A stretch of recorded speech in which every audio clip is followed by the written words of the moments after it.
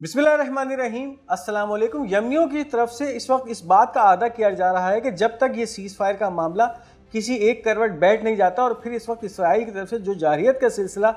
फ़लस्तीनियों पे जारी है, जब तक ये नहीं रुकेगा, यमनियों की तरफ से जो कार्रवाइयाँ हैं इसराइली शहरों पे वो होती रहेंगी। और एक बार फिर यमनी हौसियों की तरफ से इस वक्त एक बहुत बड़ी कार्रवाई है जो कि देखने में सामने आई है। एक बार फिर इसराइल की वजारत दिफा की बिल्डिंग को निशाना बनाया गया है एक ऐसे बैलिस्टिक मिसाइल से जो इससे पहले यमनियों की तरफ से खातिर इस्तेमाल नहीं किया गया, लेकिन अब इसका नाम सामने आ रहा है। जुल्फ़िकार नामी ये बैलिस्टिक मिसाइल है जिसको इस्तेमाल करते हुए यमनी हौसियों ने एक बार फिर तिल अबीब के नज़दीक या तिल अबीब के जुनूब में वाक़ इसराइली वजारत दिफा के दफ्तर को, उसकी बिल्डिंग को टारगेट किया है। और इस वक्त यमनियों की तरफ से ये दावे भी किए जा रहे हैं कि इस हमले के नतीजे में जो अहदाफ थे वो हासिल हुए हैं और ये जो मिसाइल था अपने निशाने तक तीर व हदफ पहुँचा है और वहाँ तबाही मचाई है। अब इस वक्त जो इस हवाले से अपडेट सामने आ रही हैं, यमनी फ़ौज के तर्जुमान ब्रिगेडियर जनरल याहिया सरी का एक ऑफिशियल बयान सामने आ चुका है। The missile force of the Yemeni arm forces with the help of almighty Allah carried out a qualitative military operation targeting the so-called Ministry of Defense of the Israeli enemy in the occupied Jaffa region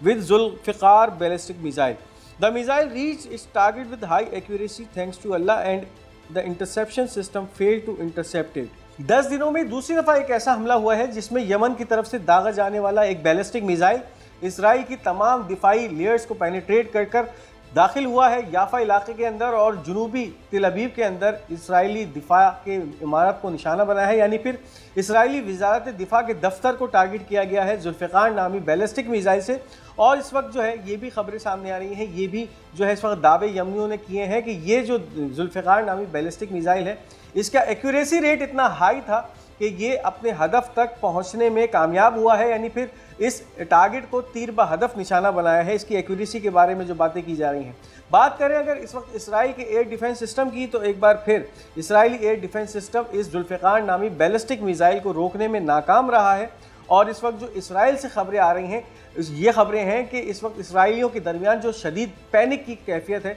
इस missile के आने के बाद। जब ये missile दाखिल हुआ Israel की फ़िज़ाई हदूद के अंदर, तो फिर जो सायरन बजने का सिलसिला मगरबी इसराइल में शुरू हो गया और तिल अबीब के बहुत सारे इलाकों के अंदर जो है वो सायरन्स बजना शुरू हो गए। इस भगदड़ के अंदर जो इसराइली इन इलाकों में मौजूद थे, जब वो शेल्टर होम्स की तरफ भागे हैं तो पैनिक की कैफियत बहुत ज़्यादा थी और स्टैम्पीड की खबरें भी इसमें सामने आ रही हैं। इस हमले की जो खास बात थी वो ये थी कि इससे पहले जितने भी हमले यमनी हौसियों की तरफ से किए जाते थे उसमें यह कहा जाता था कि हम अपने मजलूम फ़लस्तीनी भाइयों के ऊपर जो जारियत का सिलसिला इसराइल की तरफ से किया गया है, जब तक वो ख़त्म नहीं होता तब तक ये कार्रवाइयाँ जारी रखेंगे। लेकिन इस हमले के बयान के बाद जो यमनी हौसियों की तरफ से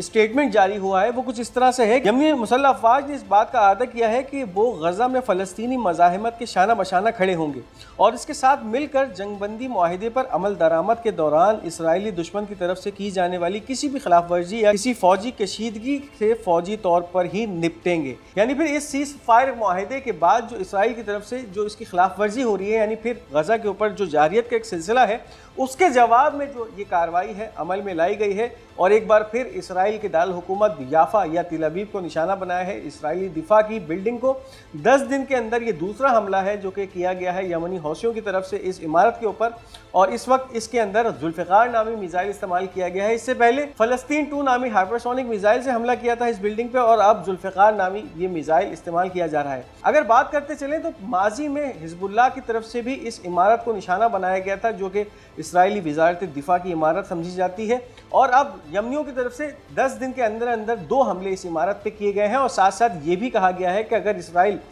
इस सीज़ फायर मुआहिदे की खिलाफ वर्जी करता है या किसी भी किस्म की जंगी कशीदगी की सूरत हाल गज़ा में पैदा करता है तो फिर उसका जवाब इसी तरह से दिया जाएगा और यमन से इसी तरह से हमले इसराइल पे जारी रहेंगे। अब साथ साथ कुछ खबरें ये भी आ रही हैं कि इस मिसाइल हमले के बाद जो इस मिसाइल के कुछ टुकड़े इलाकों पे गिरे हैं उसके नतीजे में आग भड़क उठी है उन इलाकों में और इस वक्त फायर फाइटिंग की टीम जो है इन इलाकों में रवाना की गई हैं। इस वीडियो को आगे बढ़ाने से पहले उन तमाम नाज़रीन के लिए जिन्होंने अब तक हमारा ये चैनल पाक गोल्ड मीडिया सब्सक्राइब नहीं किया, इस चैनल को सब्सक्राइब कीजिए ताकि कोई भी अहम वीडियो आप मिस ना कर सकें। अब इसके साथ साथ जो इसराइली मीडिया की जो खबरें आ रही हैं इस हवाले से, firefighting teams had to Beer Yaakov south of Tel Aviv after a fire broke out due to the falling fragments of the Yemeni missile. जुनूबी तेल अवीव में जो बीर याकूफ का इलाका है वहाँ पर इस वक्त इसराइल की तरफ से फायर फाइटिंग टीम्स पहुँची हैं और इस खतरे के पेश नज़र कि जो इसराइल की जो डिफाई सिस्टम्स थे, जब इस मिसाइल को इंटरसेप्ट करने की कोशिश की गई तो फिर ये मिसाइल इंटरसेप्ट ना हो सका। लेकिन इस वक्त इसराइल के ही बहुत सारे इंटरसेप्टर्स के टुकड़े हैं, जो फ्रेगमेंट्स हैं, वो इलाकों पे गिरे हैं, जिनके नतीजे में उन इलाकों में आग भड़क उठी है। और फिर अब इसराइल का जो फायर फाइटिंग निज़ाम है उसको बुझाने की कोशिश कर रहा है। फायर फाइटिंग की टीम्स रवाना की गई हैं, लेकिन इस वक्त यमनियों के मुताबिक, यमनियों के जो इस वक्त दावे हैं, ये मिसाइल अपने हदफ तक पहुंचने में कामयाब हुआ है और इसराइल की वजारत दिफा की बिल्डिंग को टारगेट किया है। अब इसके साथ साथ जो भगदड़ मची है, और इस वक्त आप जो वीडियोस देख रहे हैं कि किस तरह से इसराइली इस हमले के जो पेशगी इत्तला दी जाती है, यानी फिर जो सायरन्स बजते हैं उसके बाद एक भगदड़ का सा समय है और इसराइली जो है शेल्टर होम्स में पनाह नहीं लेने के लिए भाग रहे हैं।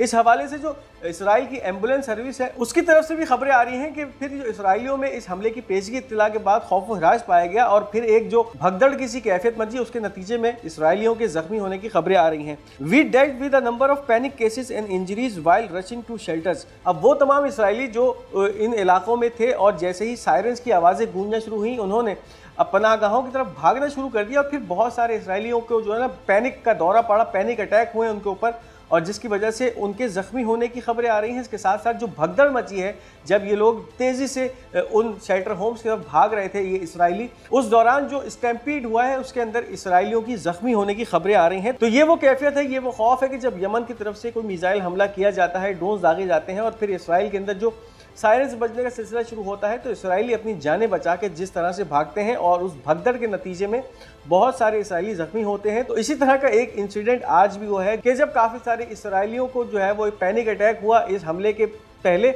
और इसके साथ साथ जो भगदड़ मची उसके अंदर स्टैम्पीड के चक्कर में बहुत सारे इसराइली जख्मी हुए हैं। अब इसके साथ साथ एक तरफ तो सीज़ फायर का मुआहिदा जो है वो नाफिजुल अमल होने वाला है, कल सुबह 8:30 बजे से ये नाफिजुल अमल हो जाएगा गज़ा वक्त के मुताबिक। लेकिन उससे पहले जो इसराइली जारहियत का सिलसिला है वो थमने का नाम नहीं ले रहा है। एक बार फिर इसराइली तैयारों ने बमबारी की है रफ़ा के इलाके में। The Israeli air force carried out an air strike on the al Mawasi area west of Rafah city south of Gaza. अब गज़ा के जुनूबी इलाके का जो शहर है रफ़ा,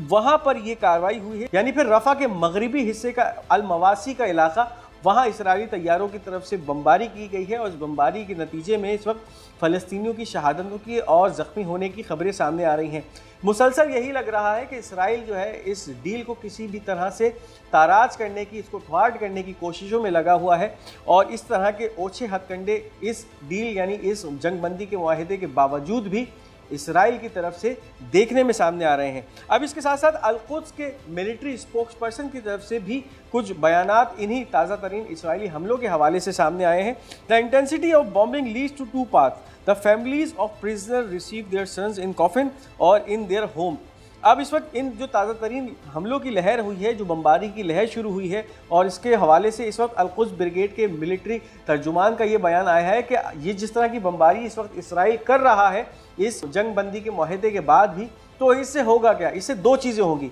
या तो वो तमाम ख़ानदान के जिनके जो कैदी हैं वो हमास की कैद में हैं, उन तक ये कैदी ताबूतों में पहुँचेंगे, या फिर सही सलामत उनके घर तक पहुँचेंगे। कि अगर इसी तरह से इसराइली बमबारी जारी रही तो वो तमाम कैदी, उन कैदियों की जानों को भी ख़तरा है, यानी फिर वो मर कर ही इसराइल पहुँचेंगे। या फिर इसका दूसरा तरीका ये है कि इसराइली ये बमबारी रोक देता है तो फिर वो सही सालिम अपने घरों तक पहुँचेंगे। इसके साथ साथ कुछ खबरें ये भी आ रही हैं कि सीज़ फायर के मामले के बाद इसराइल ने जबालिया के इलाके से बहुत सारी अपनी फ़ौजों को वापस बुलाना शुरू कर दिया है और उनका जो इनखिला है वो अब शुमाली गजा पट्टी की तरफ होना शुरू हो गया है। A number of occupation vehicles have retreated from Jabalia camp toward the northern areas at this moment and the observation cranes that the occupation had installed east and west of the camp were dismantled. अब एक तरफ तो Israeli फ़ौज की गाड़ियों का इनखिला हुआ है उन फ़ौजों के साथ जो कि इस वक्त जबालिया कैंप के इलाके में मौजूद थी और इस इलाके का मुहासरा किया हुआ था। एक अरसे से इस इलाके का मुहासरा था, उसको ख़त्म किया गया है। उन इलाकों से अब ये गाड़ियाँ शुमाली गजा पट्टी की तरफ चली गई हैं। इसके साथ साथ जो इन्होंने आउटपोस्ट और ऐसी क्रेन्स नस्ब की हुई थी जहाँ से ये फ़लस्तीनियों पे नज़र रखते थे, इस जबालिया के ही इलाके की मशरक़ी और मगरबी इलाकों के अंदर उन क्रेन्स को भी अब डिसमेंटल करना शुरू कर दिया है, यानी उनको खोलने का और उनको लपेटने का काम शुरू हो चुका है। तो ये इस वक्त डेवलपमेंट है इस लम्हे के ऊपर जो कि जबालिया कैंप से सामने आ रही है। और अब इसराइल की जो फ़ौज की टोलियाँ हैं उस इलाके से निकलना शुरू हो गई। इसके साथ साथ एक बहुत ही अहम खबर ईरान के मंजर से सामने आ रही है और ईरान की वजारत उज़्मा के ऊपर दहशतगर्दाना कार्रवाई हुई है, जिसके नतीजे में ईरान की सुप्रीम कोर्ट के 2 अहम जजेस जो हैं वो इस हमले में जो है वो हलाक हुए हैं, जबकि तीसरे जज जो हैं वो शदीद जख्मी हुए हैं। Shooting outside Iran supreme court in Tehran, 2 जजेस have been killed in a terrorist attack in an Iranian capital, the IRNA news agencies report. The third जज was wounded and the attacker took his own life. अब इस वक्त जो 2 जजेस के ऊपर कातिलाना हमला हुआ है ईरान की सुप्रीम कोर्ट के बाहर तेहरान के अंदर हुआ है, और इस हमले के अंदर जो दहशतगर्द था जिसकी तरफ से कार्रवाई की गई थी, इस हमले के बाद उसने अपनी जान लेकर यानी खुदकुशी करके अपने आप को भी ख़त्म कर लिया है। इस हमले के अंदर 2 अहम जजेस थे और ये 2 जजेस उस कोर्ट से ताल्लुक़ रखते थे जहां पर ईरान के अंदर की जाने वाली दहशतगर्द कार्रवाइयाँ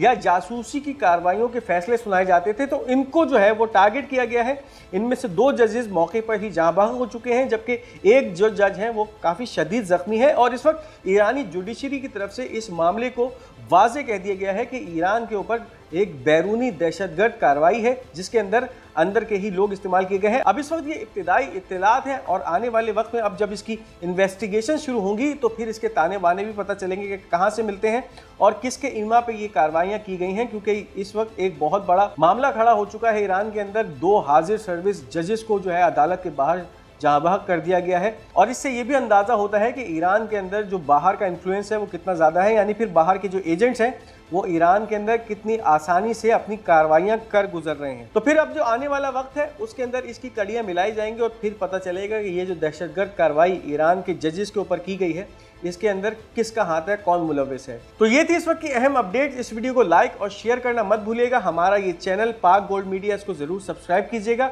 और अपनी कीमती आरा का इजहार कमेंट्स में ज़रूर कीजिएगा। इंशाल्लाह बहुत जल्द आपके साथ एक नई वीडियो, नए व्लॉग में मुलाकात होगी। तब तक अपना बहुत बहुत ख्याल रखिएगा। तब तक के लिए मुझे इजाज़त दीजिए। खुदा हाफिज़ नासिर।